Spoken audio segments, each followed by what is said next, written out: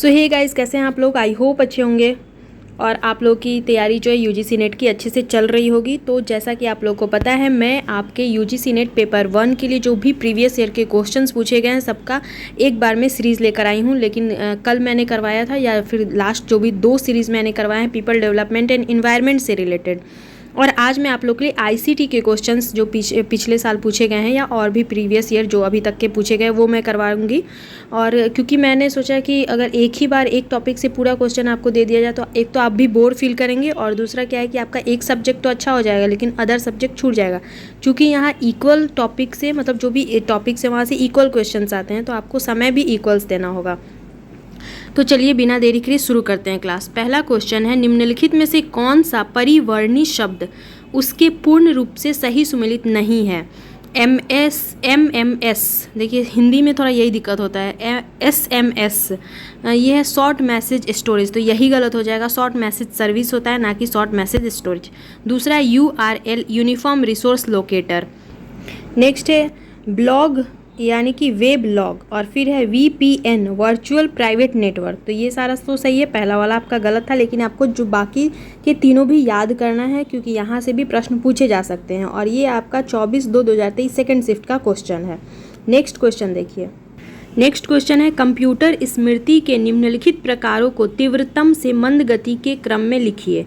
तो यानी कि जो इसमें पूछ रहा है कि जो सबसे ज़्यादा तेज है उसको सबसे पहले लिखेंगे, यानी डिसेंडिंग ऑर्डर में आपको लिखता है, घटते हुए क्रम में लिखना है। तो सबसे ज़्यादा तेज इसमें कौन हो जाएगा, CPU रजिस्टर होगा सबसे ज़्यादा तेज। उसके बाद आपका कैश मेमोरी होगा, फिर आपका होगा मुख्य स्मृति यानी कि RAM RAM random access memory, फिर आपका हार्ड डिस्क आ जाएगा, और फिर आपका रोम आएगा रीड ओनली मेमोरी, जिसकी जो गति होती है वो सबसे कम होती है। तो इसको आपको याद करना है। ये देखिए आपको कितना बार ये पूछा गया, 2022 में भी पूछा गया, 2020 में भी पूछा गया, 2020 में भी पूछा गया और 2007 में भी पूछा गया। तो ये क्वेश्चन 4 बार रिपीट किया गया। नेक्स्ट क्वेश्चन है कि बिंग एक सर्च इंजन है जिसका स्वामित्व और परिचालन होता है किसके द्वारा। तो ये इसका आंसर ए हो जाएगा, माइक्रोसॉफ्ट के द्वारा। अब इसका एक्सप्लेनेशन पढ़ते हैं कि बिंग एक सर्च इंजन है जिसका स्वामित्व एवं परिचालन माइक्रोसॉफ्ट के द्वारा किया जाता है। इसके जनक बिल गेट्स तथा पॉल एलन हैं। अल्फ़ाबेट इनकॉर्पोरेशन गूगल की होल्डिंग कंपनी है और यह उत्पादों प्लेटफॉर्म की विस्तृत श्रृंखला से ओतप्रोत है। यह एक वैश्विक प्रौद्योगिकी कंपनी है। और अमेज़न एक मल्टीनेशनल अमेरिकन टेक्नोलॉजी कंपनी है जो ई-कॉमर्स, वेब प्रोवाइडर आदि सर्विस प्रदान करता है, और इसके जनक जेफ बेजोस हैं। देखिए ये चौथा नंबर क्वेश्चन में पूछा गया था इसको मिलान करने के लिए। तो ये ऊपर नीचे करके बहुत ज़्यादा, मतलब एक पेज का हो जा रहा था क्वेश्चन, तो मैं डायरेक्ट इसका आंसर ही आप लोग के साथ ले गई हूँ क्योंकि हमको टाइम भी थोड़ा सा बचाना है। क्योंकि जैसे मेरा टाइम इंपॉर्टेंट है वो आपके लिए भी इम्पॉर्टेंट है, और मैं चाहती हूँ मैं कम समय में आपके लिए ज़्यादा से ज़्यादा क्वेश्चन करवा दूँ। तो सबसे पहले स्पाईवेयर, ये क्या होता है। तो ये एक सॉफ्टवेयर है जो उपयोगकर्ता को किसी अन्य व्यक्ति के कंप्यूटर कार्यकलापों की सूचना प्राप्त करने के लिए अनुमति देता है। फायरवॉल क्या है। तो ये हार्डवेयर या सॉफ्टवेयर है जिसे एक नेटवर्क की संरक्षा के लिए बनाया जाता है जो डेटा के प्रविष्ट या प्रविष्ट हो सकने को नियंत्रित करता है। अब ब्लूटूथ क्या है ये तो आप लोग सब लोग जानते ही हैं, लेकिन फिर भी पढ़ लेते हैं कि लघु दूरियों पर डेटा संचारित करने के लिए उपयोग की जाने वाली एक बेतार औद्योगिकी है। सेवा से वंचित करना क्या होता है। तो किसी नेटवर्क पर हमला जिसमें व्यर्थ के यातायात का आप्लावन हो। नेक्स्ट क्वेश्चन है कि आपके शिक्षक ने आपको किसी कंप्यूटर में अतिरिक्त रैम को संस्थापित करने का अनुदेश दिया है।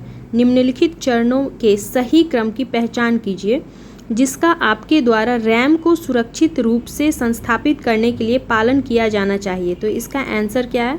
तो ये हो जाएगा D, BCA। कंप्यूटर को पावर सप्लाई से अलग करना, उसके बाद आपको कलाई पर प्रतिस्थैतिक बैंड बांधना, और ए है रैम को संस्थापित करना।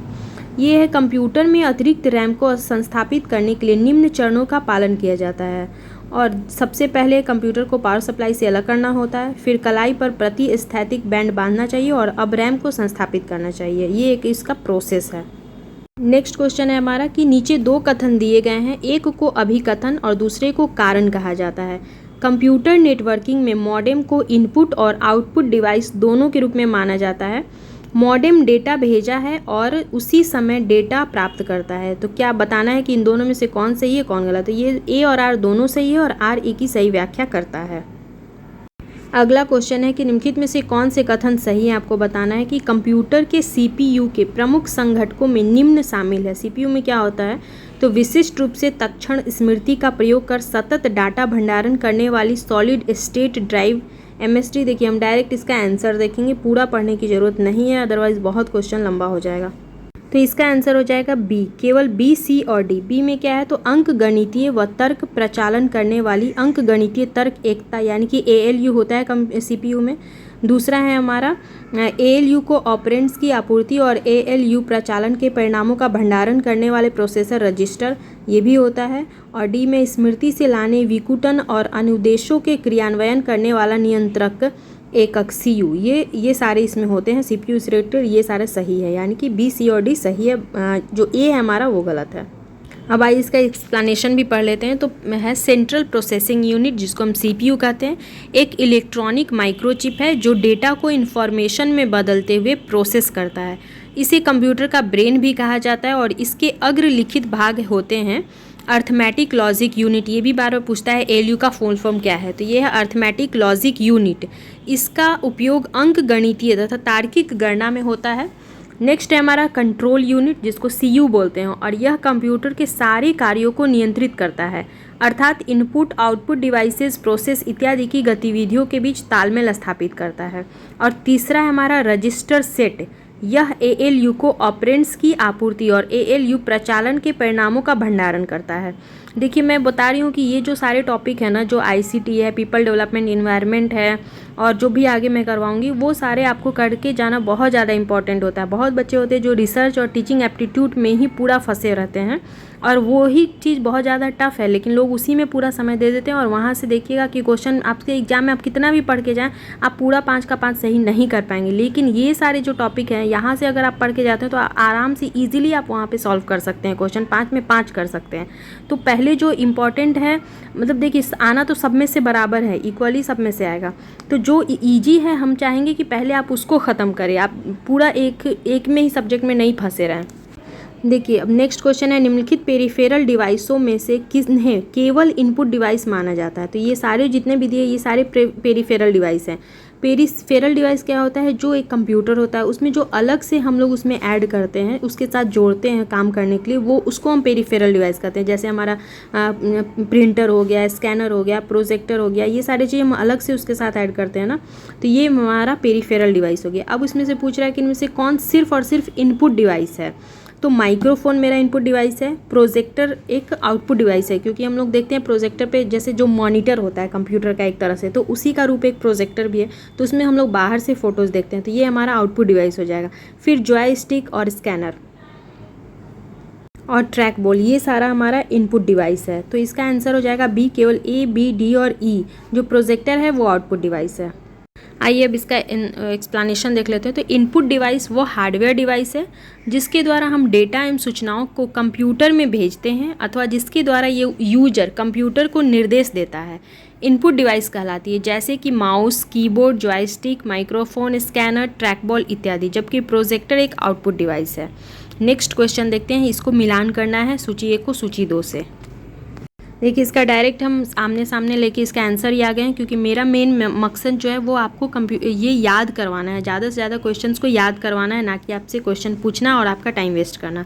तो पहला बार कोड रीडर, ये एक पीओ एक उत्पाद के बारे में डाटा निवेश इनपुट करने हेतु है। ये क्या है, विक्रय बिंदु है। फिर क्या है, चिप रीडर, ये किसी बैंक कार्ड से डेटा निवेश इनपुट करने हेतु है। MICR बैंक चेक से आंकड़ा निवेश करने हेतु, और OCR किसी मुद्रित प्रलेख से शब्द निवेश करने हेतु। ये सारे आप देख लेंगे, और मैं माफ़ी चाहूँगी अगर थोड़ी सी हिंदी में मुझे प्रॉब्लम हो रही है, क्योंकि ये कंप्यूटर और जो टेक्निकल वर्ड्स होते हैं वो इंग्लिश में पढ़ने में ज़्यादा आसान होता है, हिंदी में थोड़ा सा मुश्किल होता है पढ़ना, बट मैं आप लोगों के लिए ही ये करवा रही हूँ। और आज के लिए इतना ही क्वेश्चन रहने देते हैं, क्योंकि वीडियो मैं चाहती हूँ कि ज़्यादा लंबा ना बनाऊँ, छोटा छोटा वीडियो करके मैं आपको बहुत सारे पार्ट्स में दे दूँ, जिससे कि आपको भी पढ़ने में आसान हो।